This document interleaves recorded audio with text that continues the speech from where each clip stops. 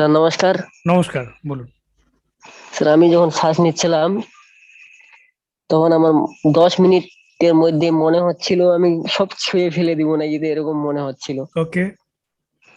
Sir hit হয়ে যাচ্ছিল শরীর, হুম। মনে হয় কি করছি কি নেই কোনো বুঝতে পারছি না।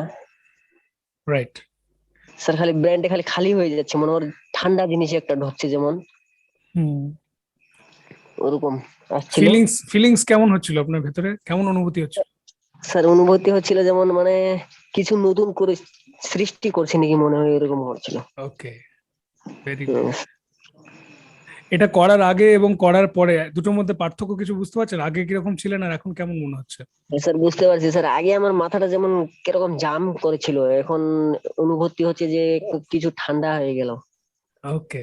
স্যার বলছিলাম কি আমার যে মানে আজ সারাদিন এমন আমার গেল যেমন কোথাও ভালো লাগছে না, কি করব কি নাই।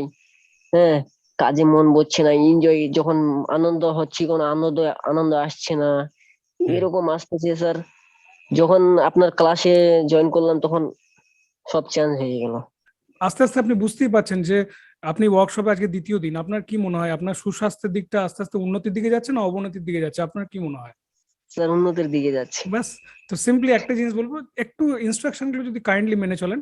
আপনি যদি কোনো প্রকার শারীরিক বা মানসিক অসুবিধা অনুভব করেন তাহলে অবশ্যই আমার সঙ্গে যুক্ত থাকার চেষ্টা করুন এবং আমার ক্লাসে জয়েন করুন, এবং আপনার সঙ্গে দেখা হচ্ছে ক্লাসে। নমস্কার।